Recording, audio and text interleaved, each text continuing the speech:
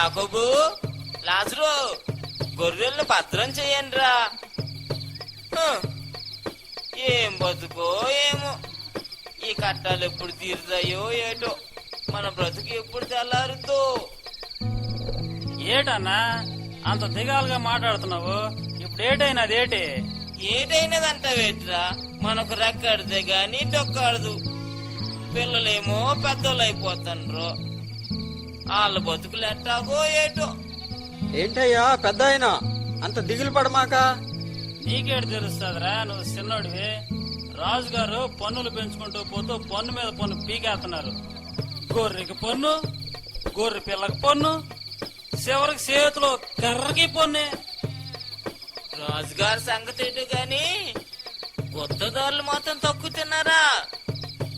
జక్కయ్య, అదే ఆ పొట్టు జక్కయ్య, కుర్రోడే గాని పన్ను మీద పన్ను పీకేస్తున్నాడు. పోనీ సమాజ మందిరం పోదామంటే గొర్రెలు కాపరాలంటే అంటరాన్నోళ్ళ కింద చూస్తా ఉన్నారు. ఏడుంది మనశ్శాంతి? సమాజ మందిరం అంటే ఏదో పెద్దోళ్ళకి ఎలాగుందిరా. దీని నుంచి మన బతుకులకి విడుదల ఎప్పుడు? కానీ ఏదో ఒక మూలన ఒక ఆశ, మెస్సయ్య వస్తాడని, మనల్ని విడిపిస్తాడని. ఓరన్నా నిజమేరు, మెస్సియా రావాలా, వీళ్ళ పని పట్టాలా, అప్పుడే మన బతుకు తెల్లారాలా. ఓరోరే చెప్పొచ్చారా, ఆపండ్రా ఆపండ్రా. అల్లప్పుడెప్పుడు మా తాత చెప్పాడు, మా బాబు చెప్పాడు, ఇప్పుడు మళ్ళా మీరు మెసేజ్ వస్తాయని చెప్తున్నారు. ఏటో నాకైతే నమ్మబుద్ధి కావట్లేదు. ఆయన ఎప్పుడు వస్తాడో ఏం చేస్తాడో. చాలే చాలే, ఇక మాట్లాపి కాసేపు పడుకోండి. ఆ ప్రాంతంలో కొందరు గొర్రెల కాపురలు రాత్రివేళ తమ మందలను కాచుకొని చుండగా అకస్మాత్తుగా దేవదూత వారి దగ్గరకొచ్చింది. ప్రకాశవంతమైన ఒక దివ్య వెలుగు వారి చుట్టూ ప్రకాశించింది.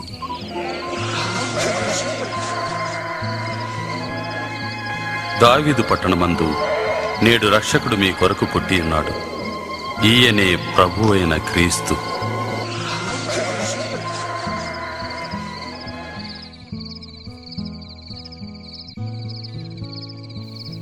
రక్షకుడా, మాకు నిజంగా రక్షకుడు పుట్టాడా?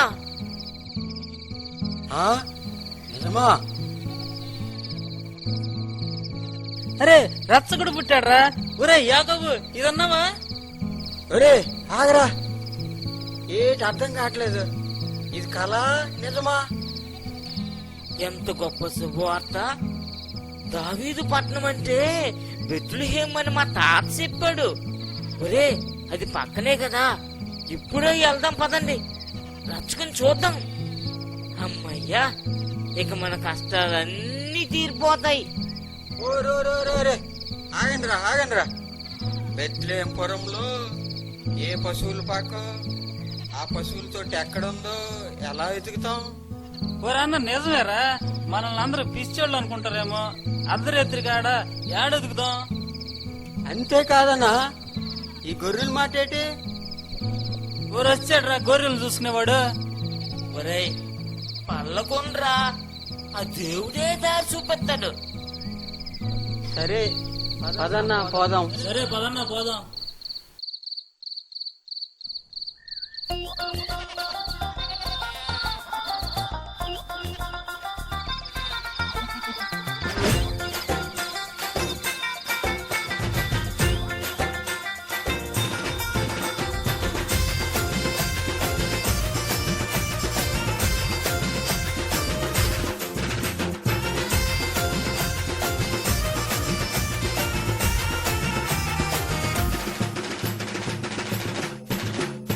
యేసు పుట్టాడంట, మోక్షమిస్తాడంట.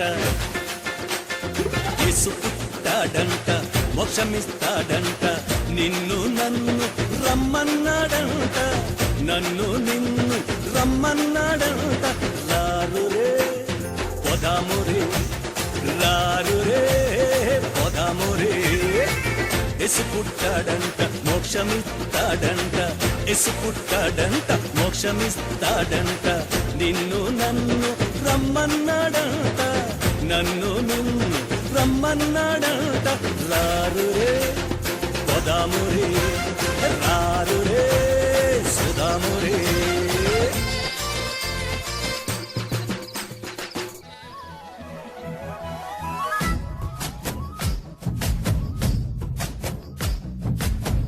రాజులకు రాజంట ప్రభువులకు ప్రభువంట బెత్లహేము పురములోన పుట్టెనంట చూడసక్కనోడంట పశుల పకలోనంట దావీదు కుమారుడంట లోకరక్షకుడంట కనులారా ఓహో కనులారా ఆహా కనులారా చూద్దాము రండి బాలయేసుని మనసారా కొనియాడ సేరండి సిన్ని క్రీస్తుని కనులారా చూద్దాము రండి బాలయేసుని మనసారా కొనియాడ సేరండి సిన్ని క్రీస్తుని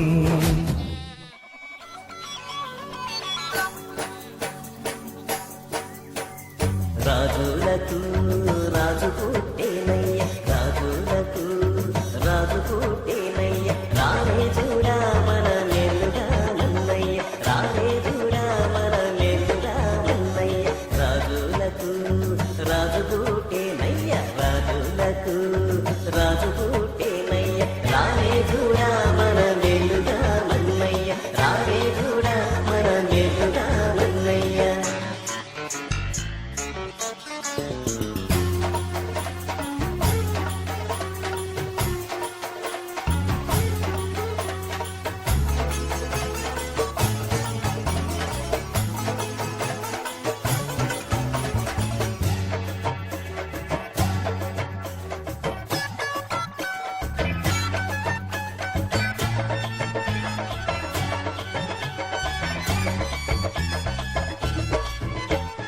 యూదియనే దేశమందన్నయ్య యూదియనే దేశమందన్నయ్య యూదులకు గొప్ప రాజు పుట్టేనయ్య యూదులకు గొప్ప రాజు పుట్టేనయ్య రాజులకు రాజు పుట్టేనయ్య రాజులకు రాజు పుట్టేనయ్య రాలే చూడా మన మెల్లుగా మన్నయ్య రాలే చూడా మన మెల్లుగా మన్నయ్య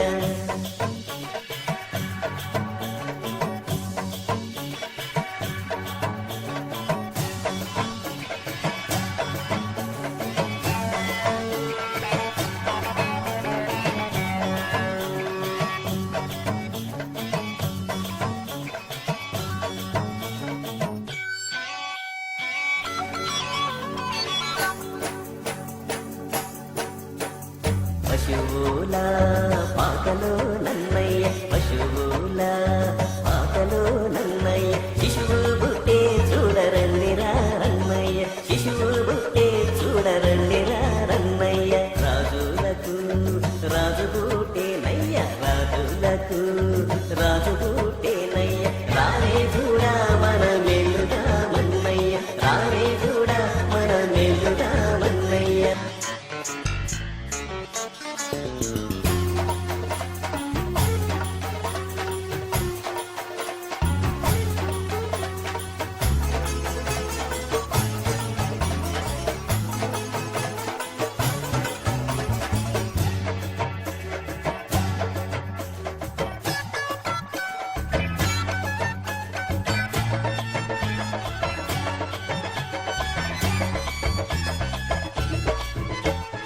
కుందుగను లోకమందన్నయ్య కుందుగను లోకమందన్నయ్య సుందరుండు యేసు బుట్టే నన్నయ్య సుందరుండు యేసు బుట్టే నన్నయ్య రాజులకు రాజు బుట్టేనయ్య రాజులకు రాజు బుట్టేనయ్య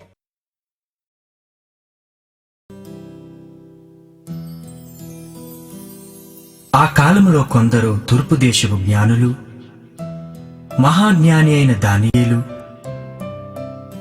మరియు ఇతర ప్రవక్తల ప్రవచనాలను అధ్యయనం చేసినప్పుడు యూదులకు ఒక రాజు పుడతాడు. ఆయన జనములలో పాప ప్రాయశ్చిత్తము అంతము వరకు నీతిని బయలుపరచబడునని ఆశతో మెస్సయ్య కొరకు ఎదురు చూస్తూ ఉంటారు. ఆ ముగ్గురు జ్ఞానులను చూద్దామా?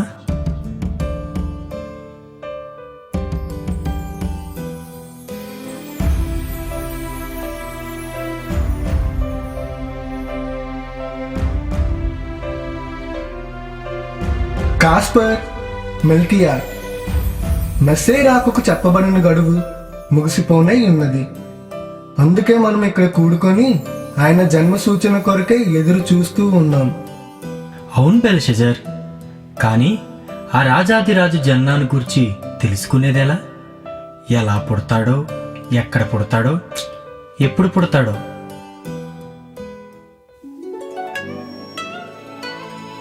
మీరేమి చింతించాల్సిన అవసరం లేదు. ఎందుకంటే గొప్ప గొప్ప రాజులు, వ్యక్తులు పుట్టినప్పుడు ఆకాశంలో నక్షత్రం ఉదయిస్తుంది.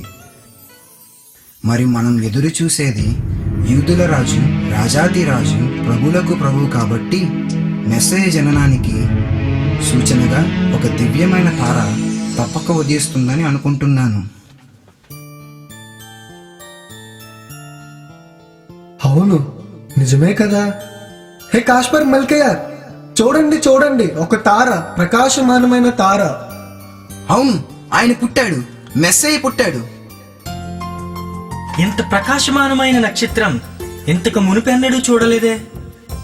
ఇది తప్పకుండా మెస్సయ్యను గుర్చినదే. మిత్రులారా, ఇక ఆలస్యం ఎందుకు? ఎప్పుడు బయలుదేరదాం? రేపే బయలుదేరదాం. తప్పకుండా రేపే బయలుదేరదాం. ఆ మరుసటి రోజు బయలుదేరుటకు ముగ్గురు సిద్ధపడిన వేళ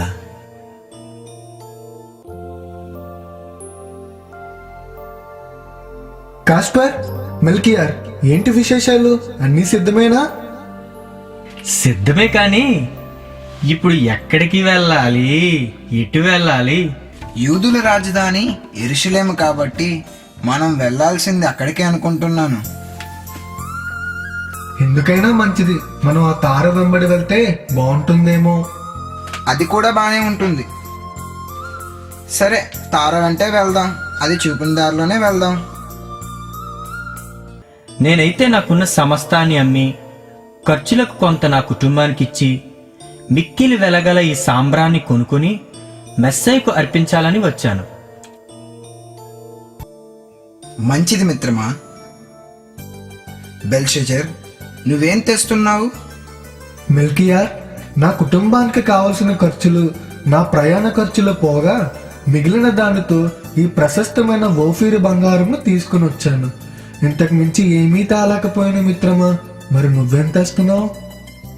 మిత్రులారా, మీకులానే నా వద్ద మిగిలిన ఒకే ఒక విలువైన కానుక బహు ప్రశస్తమైన ఈ బోళము. ఈ కానుకలు ఆ రాజాతిరాజుకు ఏ పాటివని అనిపించున్నది. అవును మిత్రమా, కానీ ఇంతకు మించిన విలువైనది మన దగ్గర లేవు కదా. ఇవే మనకున్న సర్వస్వం. బెల్షజర్, కాస్పర్, మన కానుకల కంటే మిన్నగా మన యథార్థ హృదయాన్ని ఆ రాజాదిరాజు, ప్రభువులకు ప్రభువు అంగీకరిస్తారనే నిరీక్షణ నాకున్నది.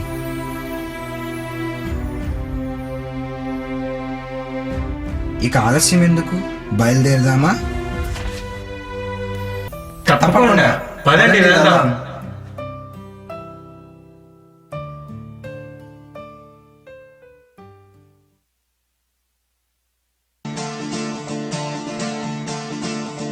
తూర్పు దిక్కు చుక్క పుట్టెను మేరమ్మ, ఓ మరియమ్మ.